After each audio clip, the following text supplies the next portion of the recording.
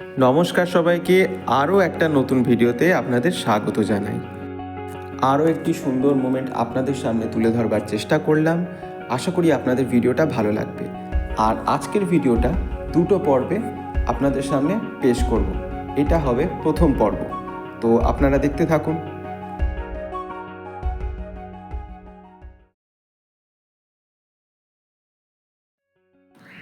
আজ 30শে জানুয়ারি, বৃহস্পতিবার। আজ আমরা চলেছি একটি লং ড্রাইভে। এটা আমাদের প্রথম লং ড্রাইভ মামার নতুন গাড়িতে চেপে। আর এই ভিডিওতে আমার ভয়েসের পাশাপাশি আমার মিমির অডিও ভিজুয়ালও হেল্প নিয়েছি, যা ভিডিওটিকে আলাদা মাত্রা দিয়েছে। আর আপনারাও সেটা উপভোগ করবেন খুব ভালো মতো। তো দেখতে থাকুন।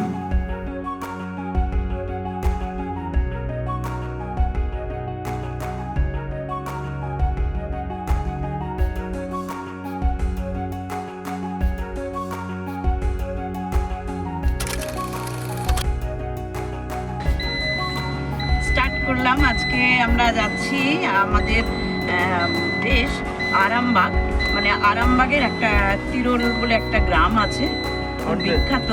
বিভূতিভূষণ বন্দ্যোপাধ্যায়ের লেখনীতে সেই গ্রামের উল্লেখ পাওয়া যায়। তো পরবর্তী অধ্যায়ে আমরা আবার বলতে থাকবো, আপনারা দেখতে থাকুন আমাদের আজকের যাত্রাপথ কেমন হয়। দুজন দক্ষ ড্রাইভার আছে সঙ্গে, আমাদের চিন্তা নেই, আমরা খুব ভালোভাবেই যাব। তো আশা করি খুব মজায় কাটাবো এই দুদিন। Driver number one driver number 1 and and driver number two come assistant. এই যে গ্রামটির কথা মিমি বলল, সেই গ্রামটিতে আমি আর আমার বোন অনেক ছোটোবেলায় গিয়েছিলাম। আমারও কিছু মনে নেই, আমার বোনের তো একদমই কিছু মনে নেই। শুধু এটুকু মনে আছে, এই লং ড্রাইভে এভাবেই গিয়েছিলাম, তবে ও আমার কোলে বসে গিয়েছিল। আর এবারের লং ড্রাইভে আমার বোনের মুড একটু অফ ছিল, কারণ তারই গাড়িতে তার পছন্দ মতো গান চলতে দিচ্ছিল না আমার মামা। লং জার্নির মাঝখানে একটু ব্রেক তো দিতেই হয়। আর এটা হচ্ছে ব্রাউনি, আমার বোনের বানানো, সাথে ছিল ব্ল্যাক কফি উইদাউট সুগার।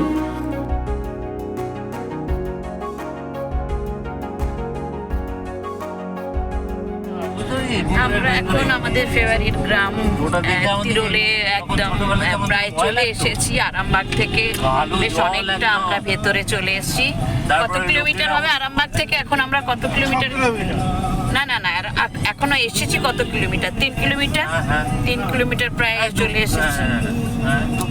আর আর বোধহয় 3 কিলোমিটার আছে, তারপরেই আমরা আমাদের দেশের বাড়িতে পৌঁছে যাব। খুব আনন্দ হচ্ছে মনে মনে। সত্যি বলতে আমারও ভীষণ আনন্দ লাগছিল এমন একটা লং ড্রাইভ বহুদিন পর পেয়ে, কারণ আমার জন্য এরকম একটা ট্রিপ খুবই দরকার ছিল। যারা জানে তারা নিশ্চয়ই বুঝতে পারছে কেন আমি এই কথাটা বললাম। তো আমরা ঢুকছি মামার গ্রামের বাড়ি, যে জায়গাটার নাম হাটতলা, কারণ এখানে সোমবার আর শুক্রবার সকালে হাট বসে।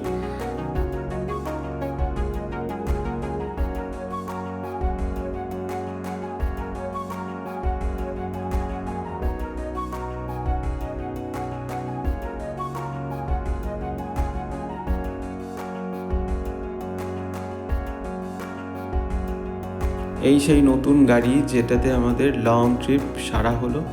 এবার আমরা যাচ্ছি ঘরের ভিতর।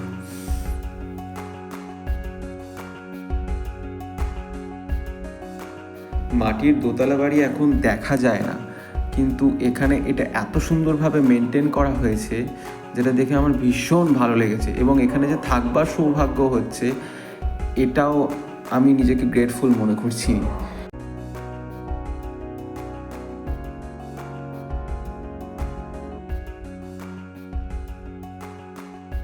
গ্রামের বাড়ি এসে মিমি আমাদের জন্য ব্রেকফাস্ট রেডি করছে, মুড়ি তেলে ভাজা। হ্যাঁ, এটা আমাদের রাজ্যের জাতীয় খাবার। কেন আর নাইবা বললাম।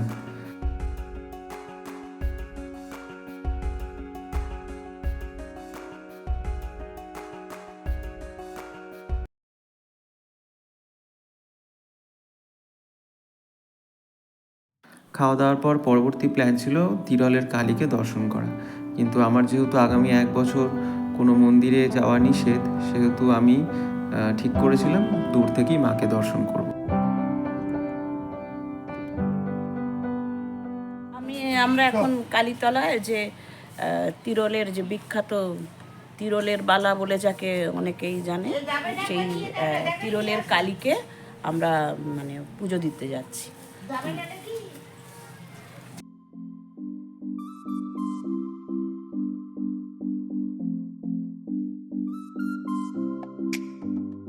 এই সেই কালীতলা এবং মন্দির প্রাঙ্গণ, যেখানে তিরলের সেই বিখ্যাত কালী মন্দির অবস্থিত।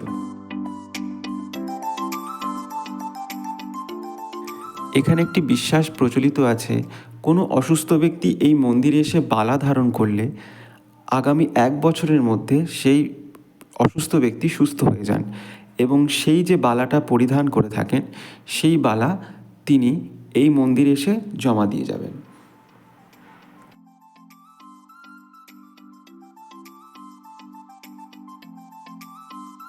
আরেকটি বিশেষ কথা, এখানকার কালী মূর্তির ছবি তোলা একদমই নিষিদ্ধ, তাই আর মাকে ক্যামেরাবন্দি করিনি। মাকে দূর থেকে প্রণাম করে গাড়ির কাছে বসে অপেক্ষা করছিলাম।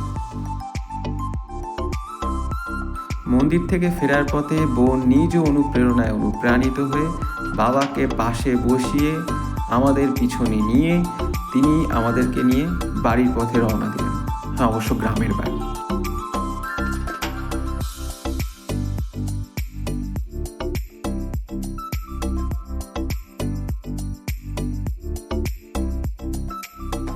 ঘরে ফিরে যে যার মনপসন্দ কাজ নিয়ে বসে পড়েছে।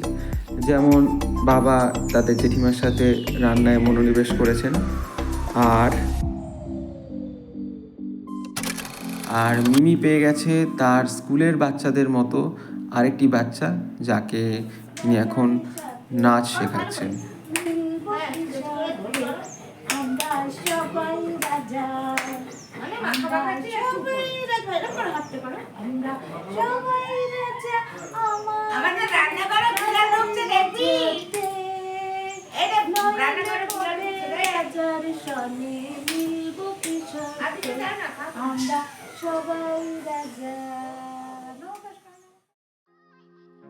তারপর সেদিনের দুপুরের খাওয়া দাওয়া ছিল এই পদগুলি।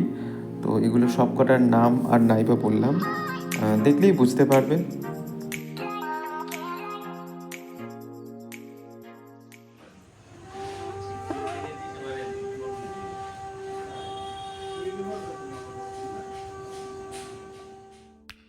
এরপর হাতে চায়ের কাপ নিয়ে গল্প গুজব করা, আর সন্ধে একটু সাইট সিন দেখবার পরিকল্পনা।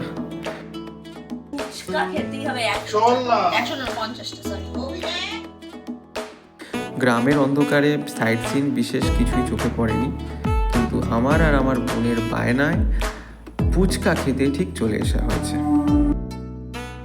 কি খাবি?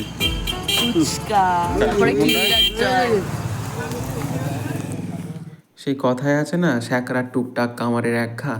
কামার এই এক ঘাটা কীভাবে মারে সেটা দেখবার জন্যই এখানে একটু দাঁড়িয়েছিলাম।